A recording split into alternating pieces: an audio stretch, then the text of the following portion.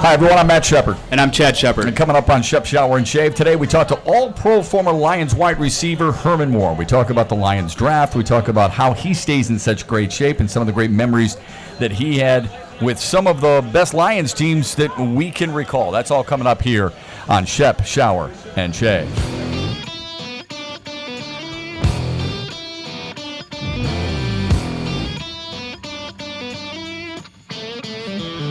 Shep, Shower, and Shave is brought to you by Fifth Avenue in Royal Oak. That's where we're broadcasting right now. What a fantastic venue this is for all the great beer specials, and Gone Country, which is a bar crawl that starts on Saturday, June 24th. This is where you want to start it, right here. Tony, Dan, and the rest of the crew here at Fifth Avenue in Royal Oak. And we're brought to you by Northwestern Tech. Herman Moore is a good friend of mine, and Herman Moore is one of the greatest, if not the greatest, wide receiver in Lions history. And he joins us here on Shep, Shower, and Shave. How do you stay in such great shape, man? I mean, you know, here's what I've always noticed with guys who play football. The big guys, when they're done, they end up losing weight.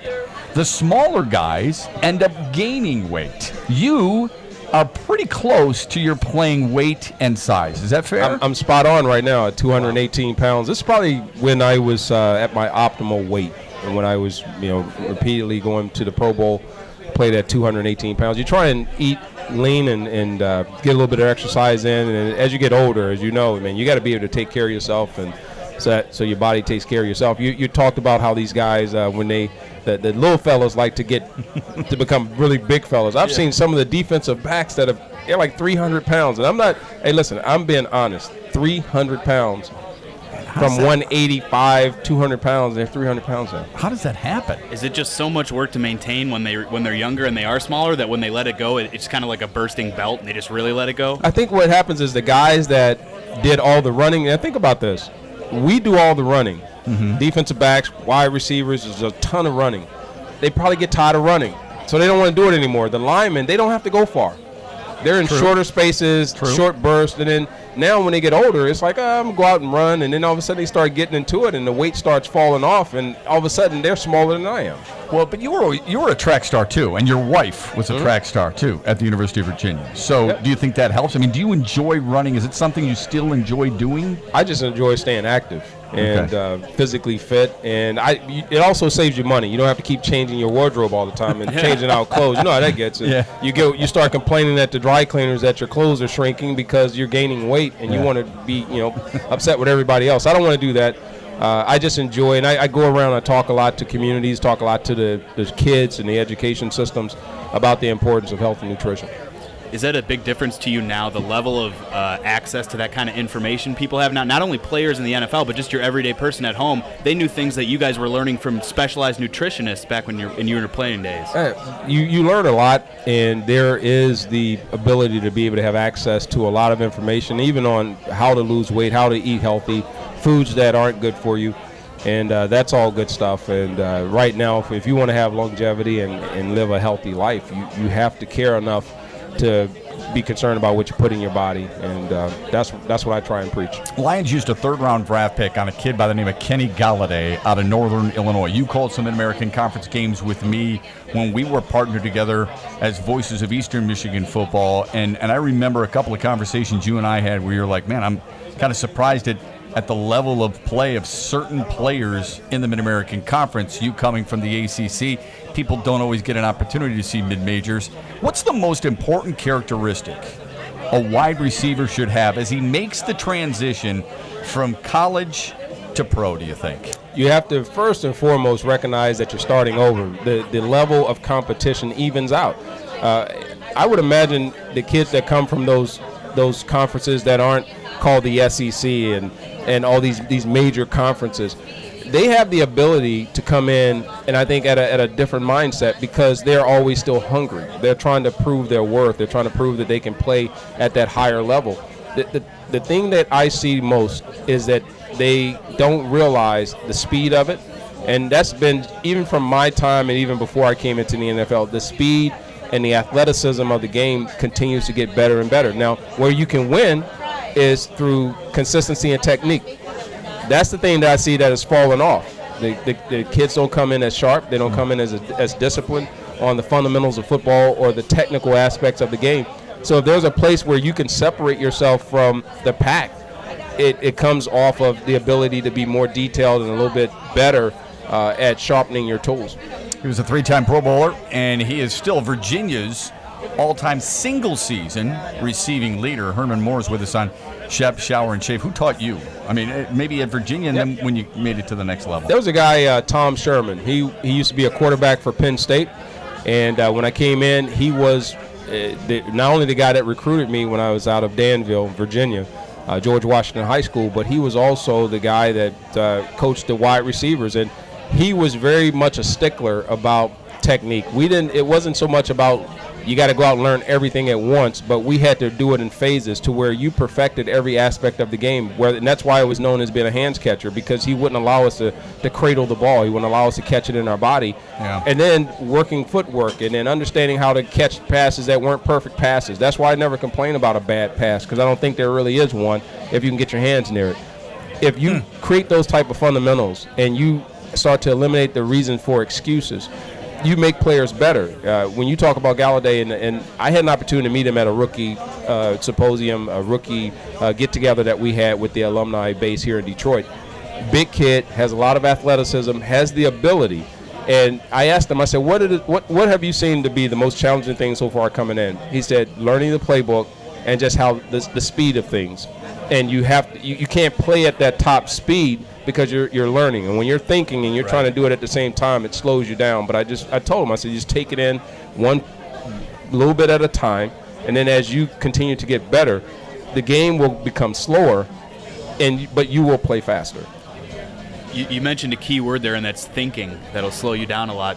Because so much is new to him, a lot of it's just a matter of reps, isn't it? He's got to do some of these things for the second, third, fourth time, as opposed to everything he's doing being brand new. Then it becomes a little more second nature, and over time you develop that skill set to a point where all of a sudden you're a veteran walking into your 9th or 10th camp and you're teaching the younger guys. You're absolutely right, and he has the opportunity now. That third slot is really wide open, and right now I almost say it's his to lose. When I look at his size and his ability, he can provide them that piece where you need a guy that can create.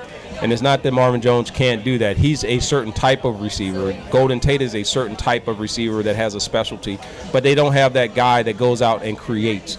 And he can come up with plays when plays aren't there, but he has the physical ability to do that. And like you're saying, I mean, if he goes out and understands that the game is fast and I can get away from having to think about it, the playbook will start to look very easy. It actually becomes his friend.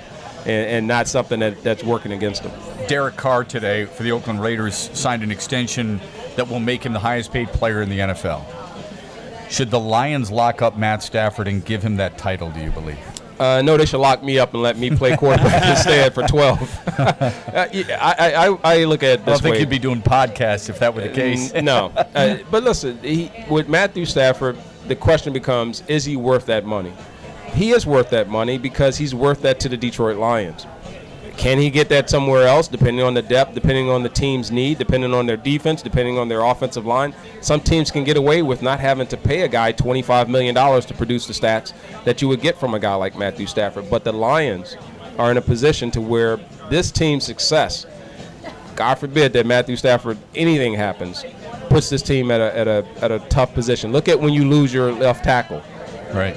What disarray it puts your Taylor offense Decker, into. yeah. Now lose your quarterback. Yeah. Now which one? Now what does that do? So $25 million probably looks like a pretty good deal for the Lions for Matthew Stafford. Because you played at such a high level, because you were so great, do you watch football games and say, I would have liked to have played with that guy, I would have liked to have caught passes from that guy, or is that too much of a fandom on my part? Would you have liked to have caught passes from a guy like Matt Stafford?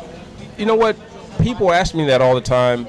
I'm not going to sit there and throw a guy like Scott Mitchell under the bus or a guy like Eric Kramer. The only thing I would have asked for, and I think any receiver looks for, is consistency at the position. Okay. Just like a quarterback looks for consistency and rapport with his receivers at a position. You don't want to constantly have guys coming in and coming out. And we had too much of that rotation that was taking place with the quarterback position. We had too much uncertainty, even when we picked a guy like Scott Mitchell, that there became some inconsistency, there became some concern. Those are the things that hurt you as a team. You have to be able to work through sometimes when things aren't quite right to figure out what's the right formula and the right mix. And I don't think that we paid enough attention until you saw Matthew Stafford really settle in and become that guy, this is the first time in 20 years that it's kind of settled down. There's no questions about the position. Right. Or less than 20 years. I don't know how old I am, but it's been a minute before we had a guy before Matthew that you could just sit there and not worry about what the quarterbacking situation looked like. Had you ever wanted to get involved in front office? I mean, you're a good evaluator of talent, and I know that because you and I talk a lot of football during the season. You tell me who you like. When you and I called college football together, you made certain notes about certain guys. Did you ever want to get into a front office? I would have loved to had the ability to be in a coaching or a front office position because I love analyzing, I love analytics, I love predictive modeling, I love taking and looking physically at someone and being able to determine what their capabilities are. When you understand the game and you understand what the elements are that are needed, you can spread that around every position because there's some consistency in mindset. There's some consistency in athletic ability that is needed if you understand what the position requires. There's an understanding of character and what that means. There's some intangibles that we don't think are relevant when it comes to making the whole player and making the team gel together. And when you can put that all together and create that recipe, that's the stuff. I like challenges of being able to figure out how do you fix this? Right, how do you fix things? It's too easy when on paper everything just adds up. All right, 1 + 1 is 2. There's got to be some. It's almost a black box factor where you know the input, you know the output. What's going on in the middle there? And a guy who can recognize that and figure that out has a place in an NFL front office. And the other thing to that, you have to be able to be willing to step outside of it and just not say I'm comfortable looking at film. You can't just watch film all day and determine that you have the right players and you have the right team. Right, you do a good job of that. You got to analyze everything as a whole and play some of the odds too. But the game has evolved. The sport has changed. There's a lot more tools and ways to evaluate. Even when you look at the combines, it's more than just, you see that starting to evolve a little bit more because we realize it's more than just a 40-yard dash that determines whether or not a guy can, in the skill position, can play. Never been a big fan of that. What's your take on Bob Quinn so far, or is it too early in his tenure? I believe it's still too early in his tenure. I look at it like this. Michigan is a big market for real estate. You go out and you find property and you figure out how to rehab it. I look at Quinn as being similar. He said, okay, I've acquired this property. I've acquired this opportunity. Now I got to go in and fix some things. There are some things that are very visible. If I got a broken window, I know I need to replace it. If I got some things over the door, I got to put a new door in. Security systems, lawn, all these things that make it right. But then all of a sudden I get into the infrastructure and I start looking behind the walls and you start realizing, oh man, these things start to break down, things go wrong. You're constantly in this stage of having to repair and fix. I don't know where it's going to lead to him, but now I'm going to determine on his skill set, is he capable of fixing things when they break? That's how I'm evaluating Bob Quinn. The left tackle situation. Now, what do you do to offset that? You can't always go out and get the player that you need, but how do I make things around that better? How do I work with my coaching staff to make sure that doesn't become problematic now that we know it's a known thing? And that's what we work and we focus on. We don't focus on the fact that we've lost a guy, we're not going to have him, and that's going to be the end of our season. I think a lot of Lions fans, when Taylor Decker went down, obviously it's a huge disappointment, but seeing the speed with which Bob Quinn reacted and that his contingency plan was a little different than what we might have seen in the past was a positive thing to them, because I think in years past, a lot of Lions fans think that, okay, that gap gets filled internally with a guy who maybe just isn't cut out for that job. And instead, Bob Quinn has no problem coming out and sending a 6th-round pick to St. Louis. And I know Greg Robinson isn't going to be handed the job or may not even ever play for the Lions in a high-leverage capacity. But the fact that he moved with conviction to go get that guy and then signed Cyrus Kouandjio and took Joe Dahl out of a situation that may have put him in dire straits, I think that made a lot of Lions fans feel really impressed with the way he covered for Taylor Decker. I agree. I absolutely agree. Do you think how everyone looks at the Patriots and the domination of the Patriots? Are you a franchise legacy team type of guy? Do you think it's good for the league, or do you think it's really important the league have a little bit more balance there and other champions than the Patriots dominating the way they are? I love legacies, and I like teams that dominate because that's what makes it special. When you look at, and I'll switch over, I'll jump sports on you for a minute. When you watch Golden State, how many of us really paid a lot of attention to the NBA? I don't want to make anyone mad, but you start waiting for the playoffs. You start waiting for certain matchups to take place. But when you can find teams that start to create that start to create that just dynasty, and they sit on a pedestal that seems higher than others, you like seeing teams shoot for something in some entity they got to knock off. It also makes it, you get those premium tickets. You don't want to see two sub 500 teams just fighting all the time and battling all the time. You want to see the ones where it's like, this is going to be one of those games that's a must-see type TV thing.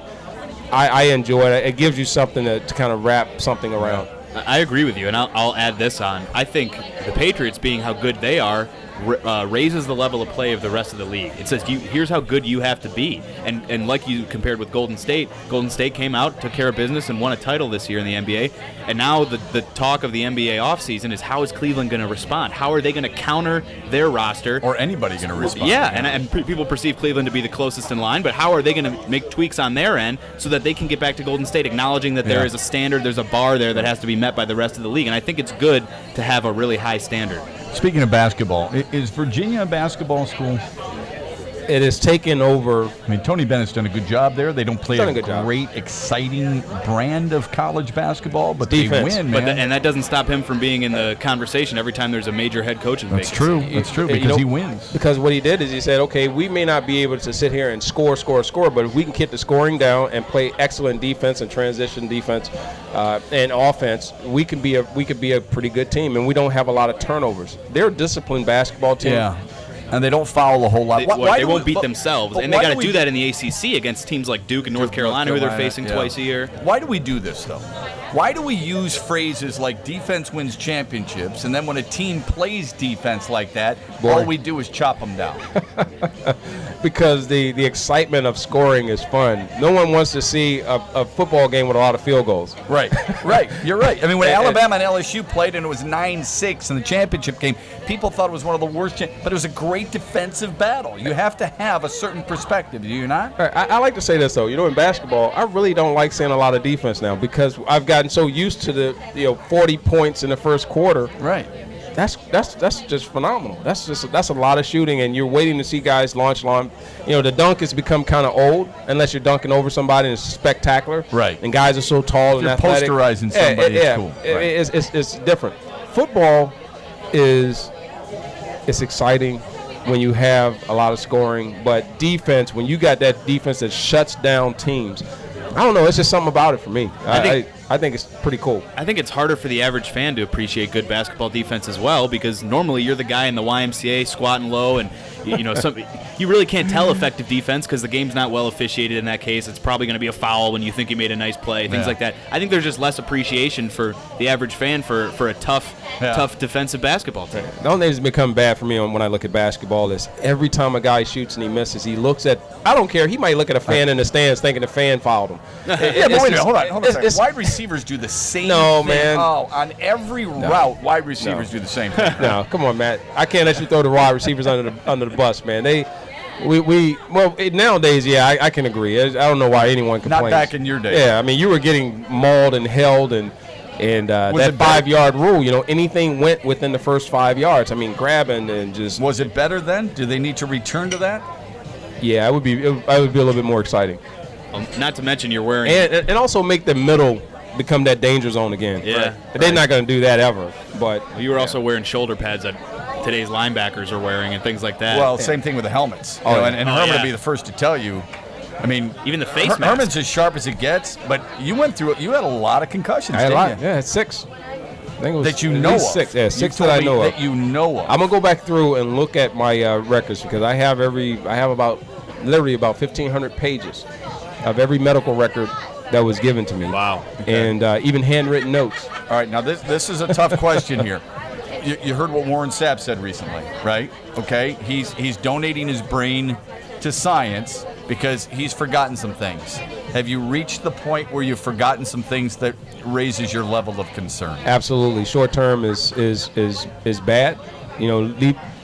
Giving yourself text or having people text you messages on a regular basis or remind you of things, because you for me it's forgetting a lot of things short term. Long term is hard to really go back and remember a ton of things. I'm not just saying that because it's like whatever, but It is. It's even childhood things. It's just memories. Things are just gone. And I know you lose a little bit when you get older. Yeah. But it is. There are some concerns. I have some concerns when it comes to that. Does your body ache the way Calvin Johnson described his body aching after he started getting up in the morning? It does. It takes a little bit, probably a half an hour or so, just to kind of get going, because everything seems really stiff, and your motion and your movements are a little different. And I've separated all the fingers. I've separated my both shoulders. I've had knee injuries, foot injuries. You name it. And when you have an accumulation of all of those injuries, at some point it catches up with you. And I try and keep it and offset it a little bit with trying to stay physically active, but it becomes challenging. What was it like playing for George Welsh at Virginia? He's the all-time leader in Cavaliers football history as a head coach, and seemed like a great guy. What made those years special for you when you were contending for ACC titles? With George Welsh, he was a stickler for discipline, and he really wanted us to be a very disciplined, detail-oriented football team. He really, because of his Navy background, he really wanted us to go out and make sure that we were men and that we were in control at all times of everything that we did out on the field, that we didn't allow our emotions to overtake us and all those things. I'll tell you real quick a quick story I had with George. There was a guy that I just really didn't think liked me. Even though they brought me and gave me a scholarship and all those things, and I realized later he really wanted to just get the most out of me. But I remember it was a defining moment that turned it around for me there. Sean Moore had thrown a football pass to me. It was kind of low on the ground. It skipped one time before it got to me, and I kind of left the football land on the ground. And I walked away from it. And I was walking back to the huddle versus jogging back, and he said very peacefully, "Herman, run back to the huddle." And I just kind of looked at him and didn't say anything. And then he yelled it at me, and then it caused me to kind of get outside of myself and be a little bit more vocal back to him. And then he just said, "You're out of here. Get off my field." And he says, and when you get in there, take off my uniform, take off our uniform. You're no longer on this team. And I literally started taking off everything, walking back. Really, just leaving it there. You left a trail. There's a shoe, there's a sock, here's your helmet, here's your shoulder pad, here's everything. Realizing I was going to run out of clothes pretty quick if I either didn't hurry up and get into the locker room or come to my senses. But I realized how immature that was, and at the end of the day, I was hurting nothing but myself. And he came back and told me to come back to the team because he felt that I hadn't completed my destiny. And from that day, what year was that? That was my junior year, going into my junior year. Really? Before we started that season, which I ended up becoming a starter. Set the single-season record, I believe, in receiving yards. It just became a tremendous year for me, and ended up being an All-American and leading the nation in some categories, and finishing in the Heisman Trophy. And I could have thrown that all away over something stupid. And he was just asking me to check my character by saying, "Hey, run back to the huddle." Interesting. Yeah. That's a great story. Do you think, or do you have any empathy for the younger guys who, in today's day and age, maybe that moment never gets to occur because it's open practice and there's fans and media there and your coach acts differently and the player responds differently? Do you think some of those teaching moments are lost for these younger guys because of technology and the media landscape and social media constantly broadcasting everything? It is. You have to be able to let these guys not only grow up, but there's got to be accountability. We talk about accountability on the field, but the accountability off the field a lot of times is what prevents these guys from really reaching that apex and reaching that top goal in their career. We have to also be willing to allow them some space and understanding that times do and have changed. Mm-hmm. And we, as the older generation, whether it's coaches, parents, whatever, we have to be able to also understand some of the challenges that they may have, and also how do we adjust and how do we adapt so that we can intelligently provide them information that is useful versus criticizing that it comes across sometimes and restricting their space. So there's some education that needs to take place on both sides, and as long as that occurs, I think we become assets to these younger players, and we help secure their future wherever that destiny may lead them. All right, before I let you go, because I know you got another appointment, why do you still live here? You could live anywhere you want, okay? But you had a nice long career here in Detroit, and you and your wife have chose to keep this home. What is it about Metro Detroit, about the state of Michigan, that allowed you to really keep your roots here now, or replant your roots, if you will? I came here in Michigan in '91 when I was 20 years old, right, and soon to be 21, and I grew up here. I mean, that's the bottom line. I was born and raised in Virginia, but I grew up in Michigan, and this is what I've gotten to know. The people here is where I've established who I am today, and the personality and certain characteristics that make me who I am. So I've adopted a lot of there's a lot that within me that is Michigan. And when I go back to Virginia, it's funny because it seems slower, but it's a beautiful state. Oh, I love Virginia. I got that dual piece going, but at the same time, I've loved the response of the community, and then also being here, the way I've been received has been phenomenal, and that's why I look to stay. I'll tell you, one of the coolest things, Chad, that I experienced was I went back to Virginia when Eastern Michigan was playing, and I forget which team it was now, but we went to the Virginia Hall of Fame, and we walked through it, and I remember I sent you a text or I called you.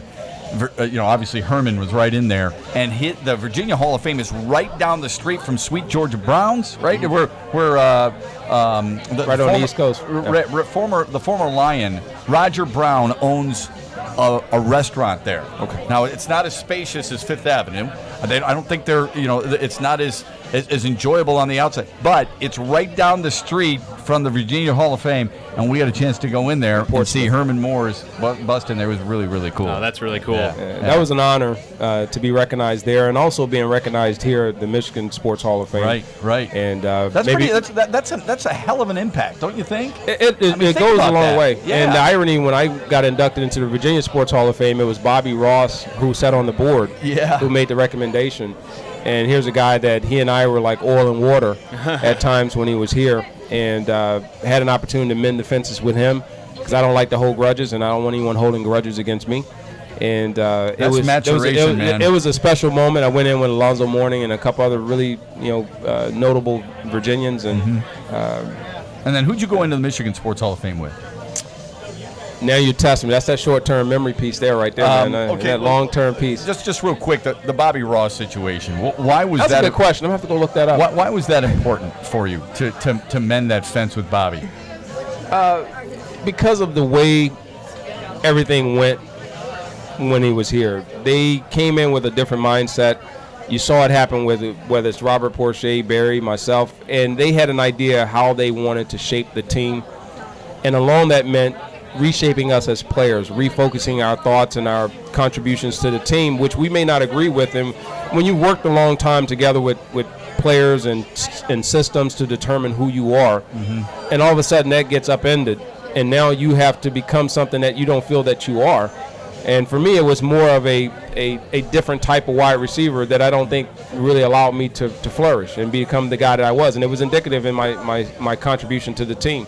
Gotcha. And the last 4 or 5 years I had here, I mean, I don't think I even got, 1,000 yards. And it was just a sharp fall off. And you feel that somebody's got to be responsible for that other than yourself. And I think I had to carry some of the blame when I look back as an older individual. In hindsight, I could have made a different decision. I could have approached it a little bit differently. I think that would have helped the relationship.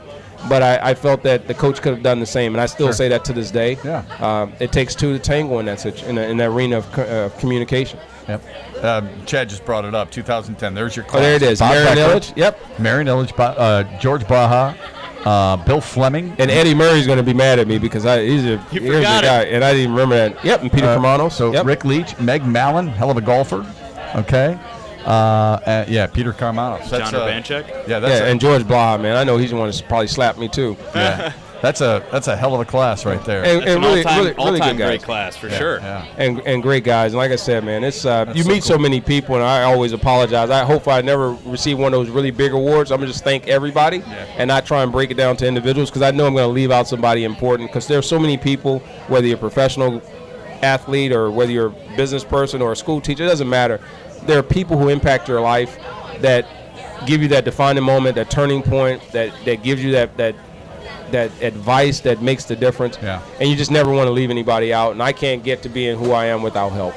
Well, it's great stuff, man. I appreciate your friendship very much. Likewise. I enjoy spending time with you. I love talking not just football, but I learn so many different things about life when you and I have good, long discussions like this. So thanks a lot for joining us on Shep, Shower, and Shape. We'll talk soon, I hope, my friend. Absolutely. Thank you guys both. All right, you got it. That's Herman Moore, one of the all-time greats in Detroit Lions history, 3-time Pro Bowler.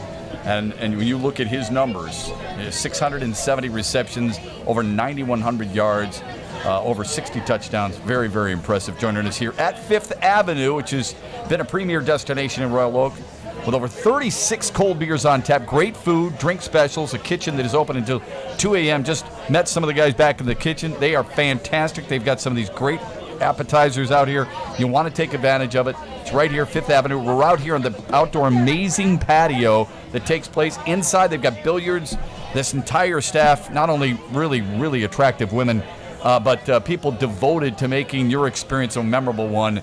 Stop by and make sure you come on by and take advantage of it. 40 HD TVs, a 14-foot HD projection screen as well. And coming up on Saturday, don't forget the bar crawl. That should begin right here at Fifth Avenue. You can check in at 12 o'clock. It's a 1 to 6 p.m. It's got a ton of bars throughout the Royal Oak area, but this is where you either want to start or end up, Fifth Avenue right here in Royal Oak. Yeah, I just came from work. I can't imagine a better destination to leave the office and head right to. It's outside. It's a little warm today, and it's still absolutely beautiful on the porch. Sometimes it's better when it's warm because, and then you get a lot of young ladies dressed to the climate, and that's exactly what young men like you don't mind whatsoever.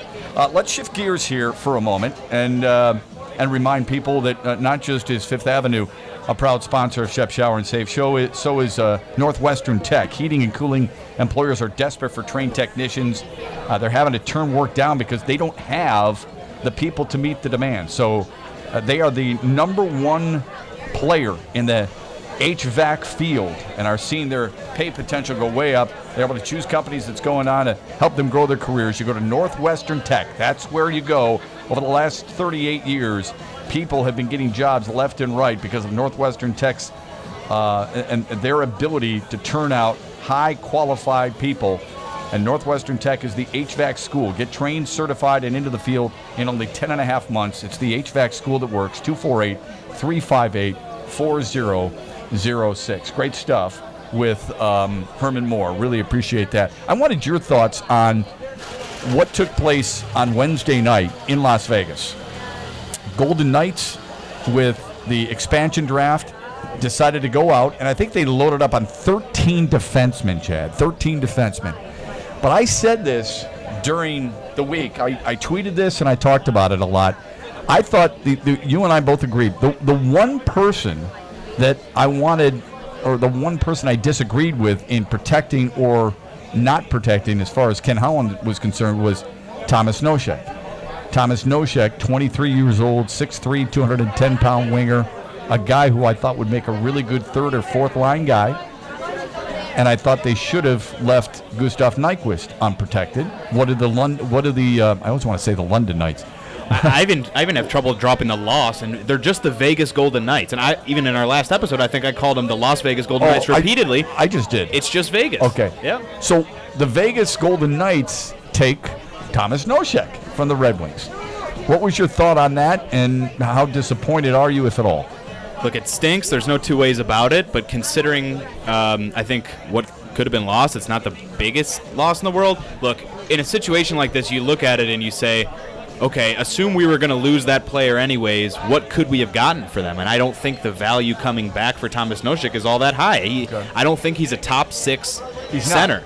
So if he's a bottom six center, and we acknowledged in our episode earlier this week that one of the most bizarre things about the Ken Holland situation that people are so angry about is the bad contracts. And the bad contracts are anchored down the middle. You've locked in Sheehan for however many years, Glendening for however many years, Helm for however many years, Nielsen, and then either Larkin or Zetterberg, depending on what your line combinations are. I think that's frustrating to a lot of fans. Thomas Nosek might have come in and been a great penalty kill guy or power play guy or to help in that bottom six, but I'm not so beaten up over it because I don't think we lost the perceived value of what we could have gotten for him in some kind of trade. I think, and I thought the question was asked. Yeah, but let's face it. I mean, Gustav. I'm not saying that the Knights would have taken Gustav Nyquist, but if you're trying to rid yourself of ugly, laborsome contracts. I mean, Gustav Nyquist makes almost $5 million. Specifically, it's $4.75 million. I don't think he's worth that right now. Right, but we have to consider what Vegas's goals are in Wednesday's that's my point. Expenditure. And to me, it was pretty clear. They want as many draft picks as they possibly can to stockpile picks and to not get into any bad contracts. You don't want to start a franchise overpaying a guy $5 million who's not worth half of that. So they took guys that made $600,000, $900,000, 1.2. I don't disagree with you at all. I didn't think they were going to take Darren Helm because that's a long-term bad contract. But you could have seen them, and I'm not saying they would have, but you could have seen them taking Gustav Nyquist because he only has 2 years left on that contract. It's not necessarily an albatross for Vegas. It's more of an albatross for Detroit because of all the bad contracts Detroit has associated with it. Right, so I still think had they exposed Nyquist and protected Nosek, what they would have done is Vegas would have taken Riley Sheehan. I think it's a 1-year deal worth $2 million. I think they got caught in between to a certain extent because we saw there were 8+ teams who worked out trades with Vegas in advance or the night of. Some of those have been announced. Others, the details are still emerging. Most of those are for draft picks, but the Blue Jackets were able to dump David Clarkson's contract onto Vegas. A couple other contracts were moved around. They actually took Riley Smith off of the Panthers' hands to free up a little cap space for Florida. See? They got a 30-goal scorer in Jonathan Marchessault. So there are some good players. James Neal obviously is a big one who went over there, and there was an interesting. Marc-Andre Fleury's probably the name or the franchise. Well, I don't know if he's the face of the franchise, but he's the most right now recognizable. until they get a real one. Yeah, he's absolutely the most identifiable guy with fans. A little bit of a Michigan twist with John Merrill, who is a University of Michigan graduate, getting Jersey picked up. Devil draft pick. Getting picked up from the Devils. He had just been coming on well. Obviously, Nosek. Timu Polkinen, who the Red Wings had to waive at one point last year, picked up by Arizona. Everyone was so angry about that at the time. Well, now he's a selection for the Vegas Golden Knights. Are you really so worried about it at this time? He can't create his own shot. He barely gets open. He's got a one-timer, and that's it. Right, so the short memory comes into play again, and maybe a year from now I'll be biting my tongue because Thomas Nosek will have had a great year for Vegas. I wish him nothing but success. This is not bitterness from a Detroit fan who knows that you'll never see him wear the winged wheel again. It's just I'm not so upset about the loss. And, do I wish they could have managed another bad contract away? Yes, but like I said, Detroit was kind of in the in-between here. If they wanted to get rid of a bad deal, they would have had to do what some of these other teams did and trade an excess draft pick. Knowing the situation the Red Wings in and that getting rid of one contract isn't going to change everything for them. No, but Detroit does have 11 draft picks. You could have lost a fourth-round choice or so and parlay that with a bad contract to Vegas to give yourself a little bit of cap room. Right, so it depends on how bad the contract that you're trying to get rid of it is. And if you're getting rid of Nyquist and it's only 2 years left, maybe you wouldn't need to add a lot on to get Vegas to take that. Right. But to look at Columbus, and I know the David Clarkson contract is a bit of an albatross of a contract. That's not a easily navigatable deal. Right. They had to give a first-round pick for this year to get them to take that, and they still took William Nylander from Columbus, who's a productive player. Not amazing, but a productive player. So I don't know what the price was. You saw David Poyle had to do this in Nashville, and he said the price was too high to convince them to take someone other than James Neal. It hurts to see him go. That's a guy coming out of the Stanley Cup final who now goes from 2 wins or 1 win away from a shot at a Game 7 for a cup to a franchise who's never played a game before. And he's probably going to finish at the bottom of their division. I think unquestionably they'll be a bottom 2 team in the league. Right. But, I mean, everyone was talking last night as if to say that they've got some unbelievable draft picks and what a way to start. Look, they're building strictly for the future. That's where the unbelievable maneuvers were being made. Now, in fairness, if they wanted to take we got to go win a cup next year, they could have taken different guys, better guys, and built in a more immediate contender. But to your point, they would have walked themselves into contract issues. They would have walked themselves into developmental issues for their farm system. I'm talking about better to start strong and young. I'm talking strictly from a Detroit standpoint.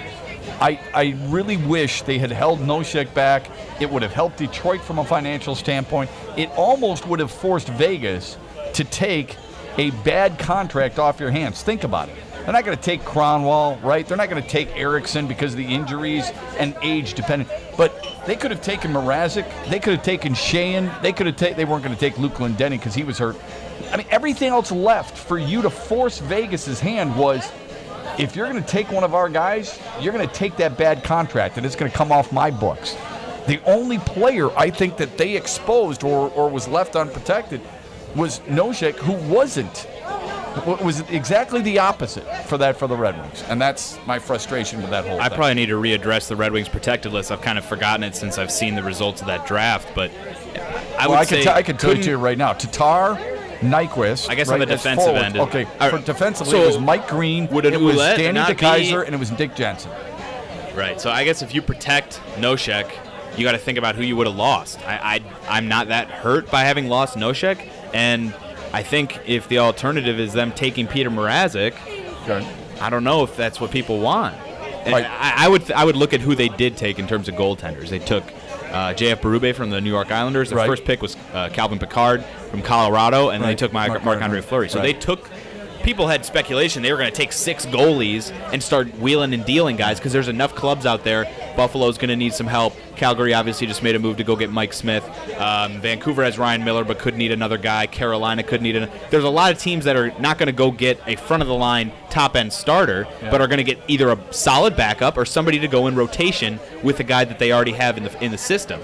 So I think that there's no question that after all the speculation, Vegas, what they ended up doing was just taking 3 goalies that they want to stay in black, gold, and the little bit of red trim that's on their sweater. They want those guys to be part of their organization, and they see a place for them in the organization moving forward, whereas there's plenty of trades organized for position players, and I think that's where we're going to see the bulk of them come to fruition. I never thought Vegas would take Peter Mrazek. Never in an... Why? Why does it seem so irrational?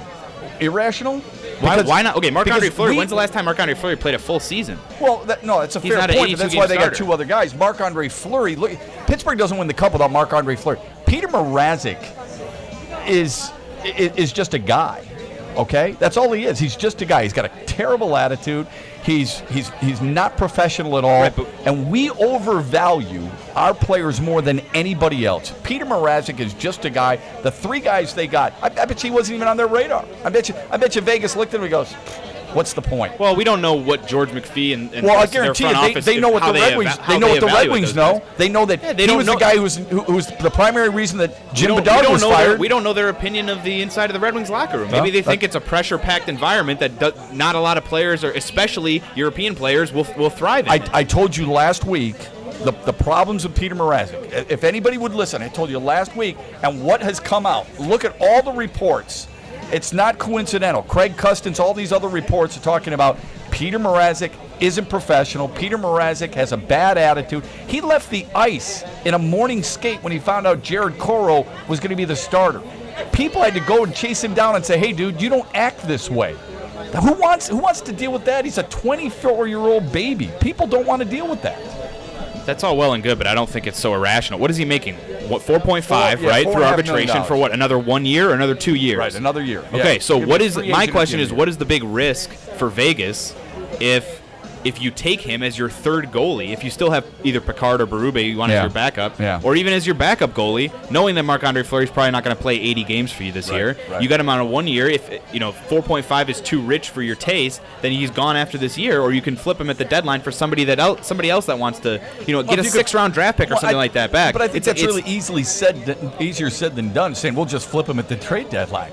No, I'm not. Okay, if he doesn't play well, then he gets cut. If he doesn't play well, then he gets cut. Traded him at the but trade it's no deadline loss too. to Vegas. There's no skin off Vegas's teeth. I think he was the most talented goalie, not named Marc-Andre Fleury, that was exposed in that draft. I would tell you this. Here's what it was to Vegas. It means you miss out on another opportunity to take somebody else who can help you and save you some money. Right, if they see one of those guys, if they see Picard or Berube as an investment that they're going to build up for a la Jimmy Garoppolo over in New England, a guy that they're going to develop for a couple of years and then ship away when they maybe don't need, then that's different. But I see it as a more fragile situation. I don't see Marc-Andre Fleury as an 80-game player. I see one of the two goalies that they drafted needing to be able to play for them and put them in competitive situations. Yeah. And I'm not saying that the two guys they took couldn't do that, but I think Peter Mrazek was a lot safer and more sure bet to do that.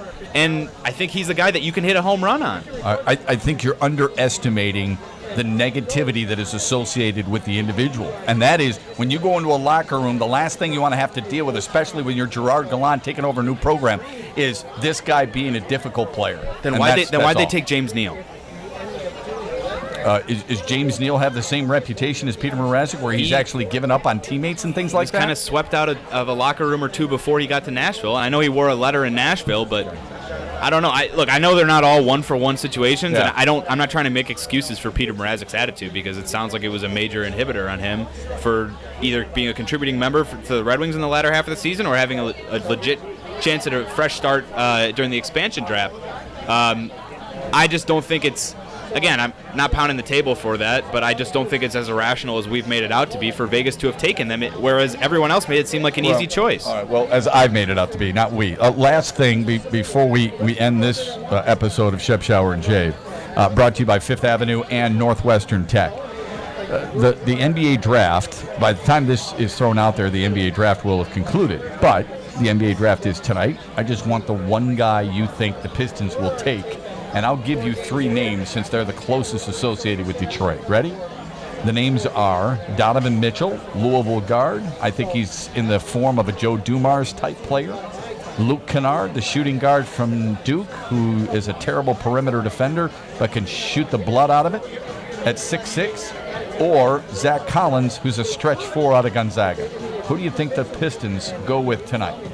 I think what I've seen be projected as kind of the safest pick or the most likely pick is probably Kennard, and that's, I think, by virtue of the fact that most people expect he will still be there at 12. Right. But I think the most excitement probably comes about Donovan Mitchell. What do you think? I would, if Donovan Mitchell's there, I would take him. I think he'll be gone. Thus, I think they'll take Luke Kennard because of the shooting aspect. If they take Zach Collins, and look, he's a good player, don't get me wrong, he's 19. That's another stretch four. They already have Tobias Harris, John Lure, Henry Ellenson, and then you're going to take Zach Collins. Unless there's a trade in the making, that would gravely disappoint me if I'm a Pistons fan, which I am. A trade up or trade down? Well, or maybe one that doesn't involve that draft slot. I suppose it depends. I think it depends on who. I'm talking about players that they may trade. Okay. There is a belief that Andre Drummond is on the block like there was last year, which nothing more would excite me than that opportunity. Interesting you say that, because I was going to ask if another guy, I don't know if the perception is he would have to slip to get to 12, or that 12 might be the right spot for him, but Lauri Markkanen's also a guy whose name's been associated with Detroit a little bit. Not as strong a fit or as strong an NBA projection as the first three names you mentioned, and I think Pistons fans, though they have a number of needs, would really like to see somebody that can shoot the ball besides Kentavious Caldwell-Pope. Well, he's also a legit 7-footer. Right, okay. But so my point is, if Drummond's on the block and part of that part of that move, the construct of that move is replacing him in the middle, is Lauri Markkanen a guy the Pistons will look at? I don't know. Another stretch four. I think somehow they have to do a better job of getting guys on the perimeter who can create shots and make shots. I don't think they have nearly enough of those. Shep, Shower, and Shave brought to you by Northwestern Tech and by Fifth Avenue in Royal Oak.